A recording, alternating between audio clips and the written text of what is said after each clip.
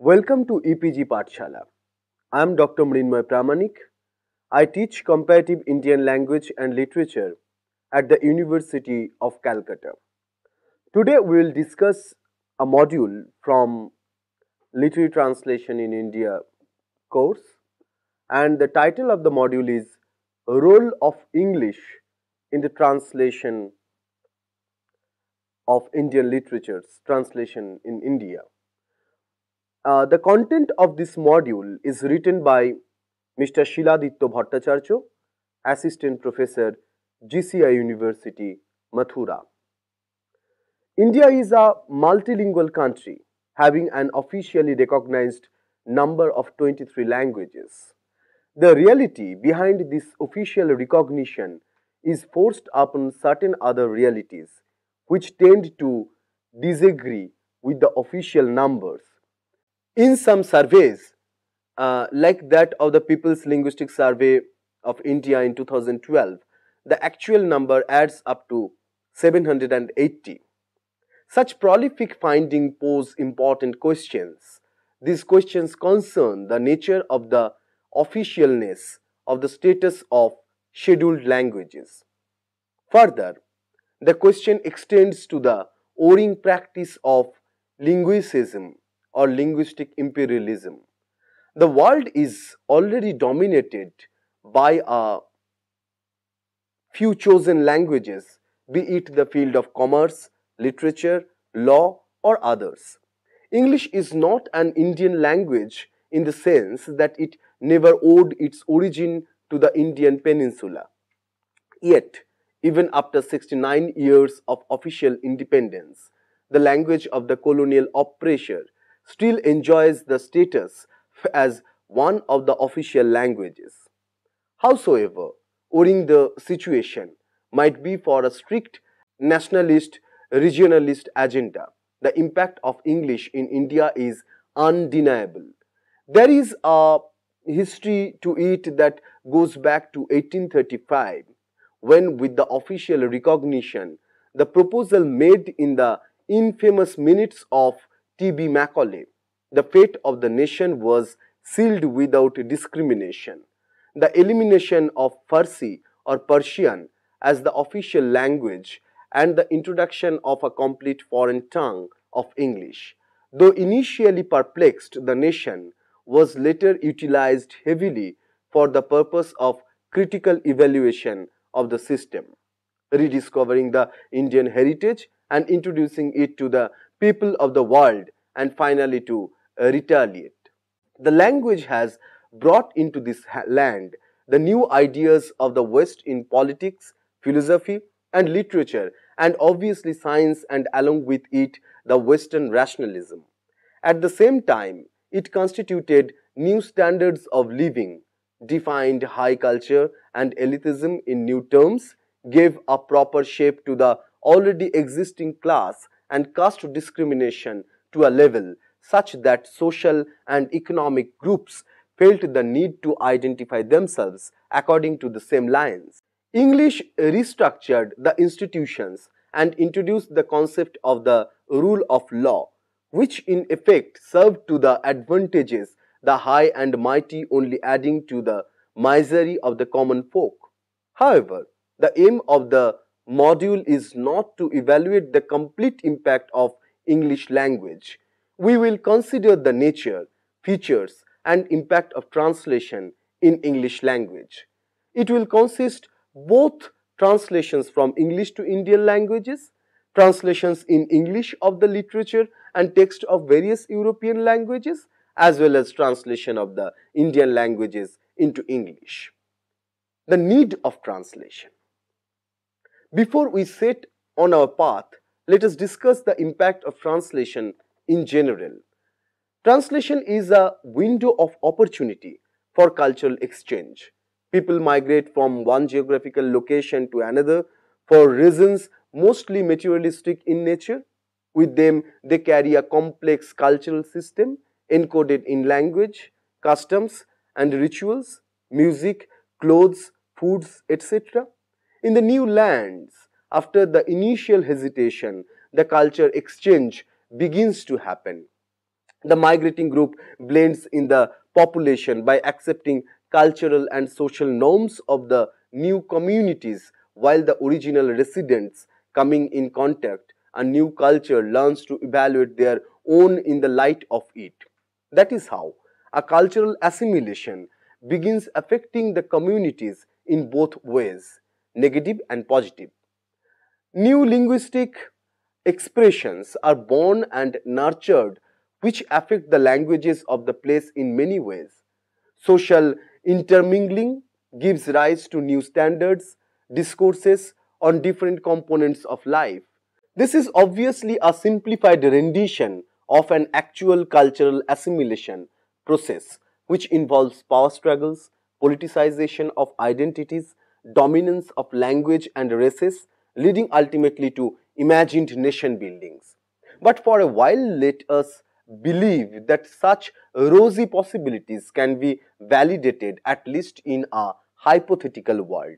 Then we would argue that the whole process goes through a vigorous translation activity. In fact, translation can transmit cultural codes from one language to other, thereby affecting the target cultures without actual migration happening.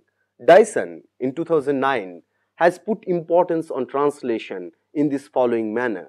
I quote, "First, let me say to you that I really believe that literary translation is eminently worthy of celebration.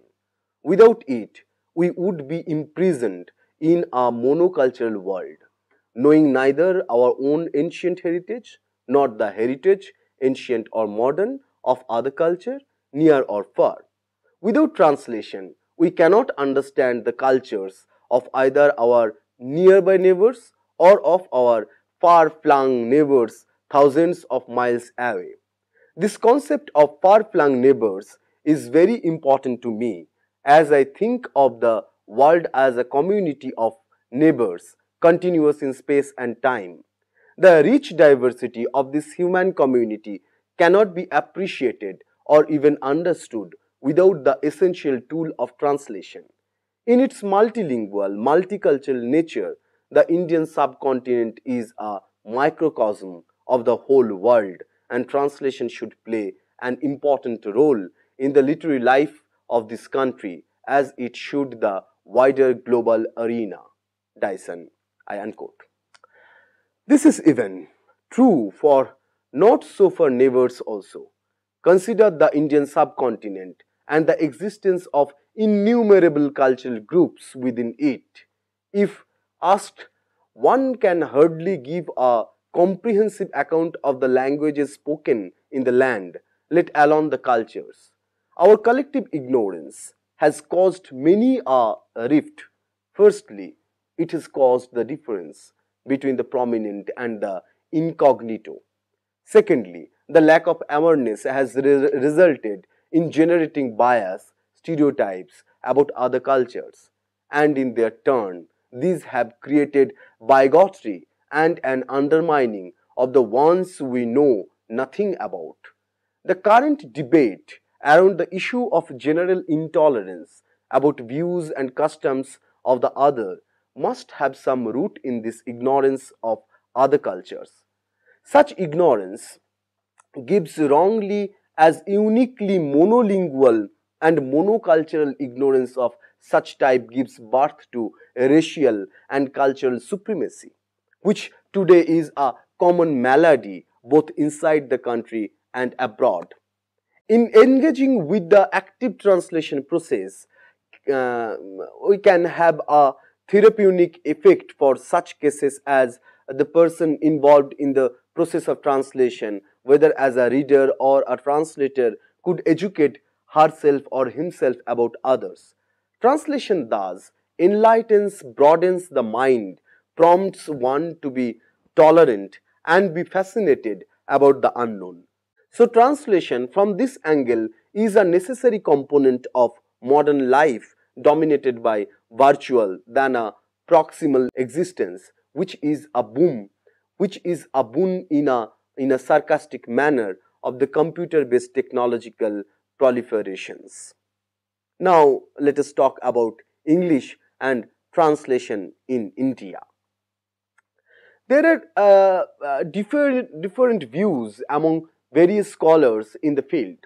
Some obviously point out to the progress made due to translation process that began with the like of William Jones.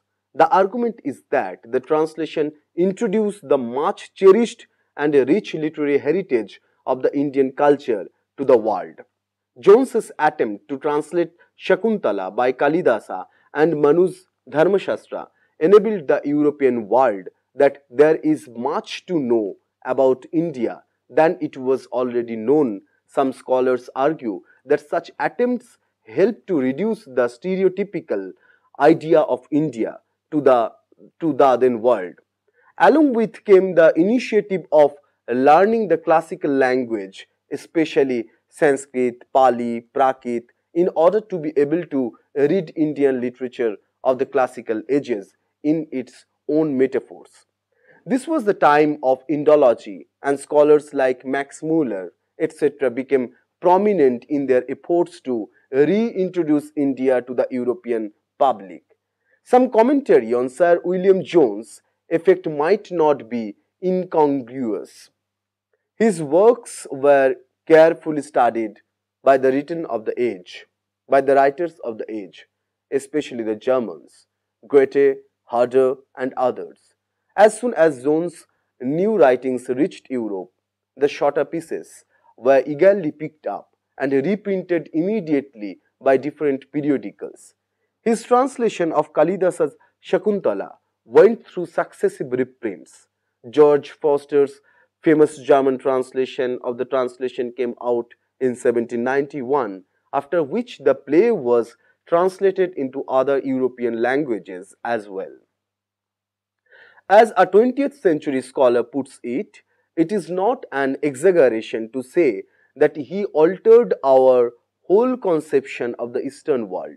If we were compiling a thesis on the influence of Jones, we could collect most of our material from footnotes ranging from Gibbon to Tennyson. Unquote. 12 evidence for Jones' lasting impact on generation of scholars' writings about India can be found even in the preface of the 1984 Indian edition of his discourse and essays, where the editor, Moni Bagchi, indicates that Indians should try to preserve accurately and interpret the national heritage by treading the path chalked out by Sir William Jones, stated by Tejashwini Niranjana, 1994. English translation in India, to and from, the positive active aspect of it. Among the translators, there were several Indian scholars of prominence, were Rajaram Roy, Ramesh Chandra Datto, among others. These people, being the representative of the academic elite, could well access the European education and English language. Ramon himself was a prolific reader of religious texts in Latin, Arabic, Persian, Sanskrit, as well as English. The enlightened bunch of academic elite started translation from these sources into Indian languages in order for the educated Indians to know beyond what the English rulers intended them to know. But this profession of translation was ingrained in Indian lives from a long time. K. Sachidanandan argues that Indian life could be estimated in such terms. It is well known that Indian has translating consciousness, and we keep translating every moment of our active lives. It is difficult to come across monolingual in our country, at least it was, until English medium education began to weaken gradually and destroy our command over our mother tongue. We also mix languages almost unconsciously in our everyday speech. Indian literature is founded on direct or free translation, since the various Ramayana, Mahabharata, and Bhagavatas in different languages, including tribal and folk versions and performative improvisations, have been a very foundation of our rich literature. Even the distinction between an original in India's pre-colonial literary discourse, the Ramayana of Pampa, Kamban, Ejuthanchan, Tulsidas, or Madhava Kandali, for example, were taken to be neither translation nor even adaptation, but considered original work, as they were the most brilliant manifestations of the genius of their respective language. Unquote. Similar arguments are made by Indranath Chaudhuri in many of his papers, where he claims that the Indian literary tradition is stepped into the practice of Anuvada. The tradition incorporates the prompt the author to go for translation of text, though he argues that these translations are not in line with the Western tradition of finding the absolute equivalent expression in another language. Rather, the Indian tradition promoted a relatively free translation practice, keeping divergence at an comfortable level. The dark side of the moon. By the side of such positive ascriptions on English translations resides other views too. A whole set of scholars do not accept the legitimacy of such positiveness. Rather, they argue over the fact that English translations of Indian text and vice versa are politically motivated conscious decision by the colonial rulers and their think tanks. Perhaps it will be congruent to remind ourselves that the introduction of English education was not meant to open a space for discourse of scholarship and cultural exchange. Its sole purpose, like that of the Indian Railways, was to enable the swiftness of the act of governing the other's business. In one word, T.B. Macaulay is remembered to have mentioned that a single shelf of Western literature possesses more material of taste and meaning to him than the whole tradition of Indian literature and Arabian literature of few thousand years. This is not only points at the stupendous lack of understanding and empathy, but also is a mark of a bullying, condescending attitude, which was the hallmark of the majority of colonial executives and elites that point in time. As the historian Ranajit Ghosh suggests, English did not owe its importance as an emblem of power within the education system to official sponsorship alone. English becomes a mark of status through a complex production of the colonial subject within multiple discourses and on multiple sites. One such site is translation. Quoted from Tejaswini Niranjana, 1994. In the same paper, Niranjana notes the dominating role played by translation activities in colonial India. Translation functions as a transparent presentation of something that already exists, although the original is actually brought into being through translation, by implying that a representation is adequate to a pre-given reality, that which is historical is made natural. Paradoxically, translation also provides a place in history for the colonized. The Hegelian conception of history that translation helps bring into being endorse a teleological hierarchical model of civilizations based on the coming to consciousness of spirit, an event for which the non-Western cultures are unsuited and unprepared. Translation is thus deployed in different kinds of discourses: philosophy, historiography, education, missionary writing, travel writing, to renew and perpetuate colonial domination.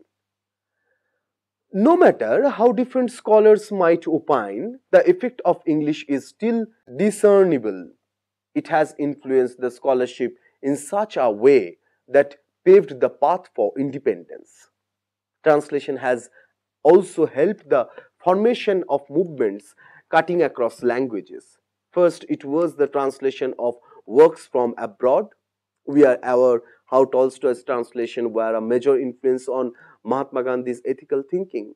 Translations of the works of the early leaders of the freedom struggle and of independent India, such as Jawaharlal Nehru and B.R. Ambedkar, were also impacted by egalitarian Western thoughts and ideas received through original works as well as translations.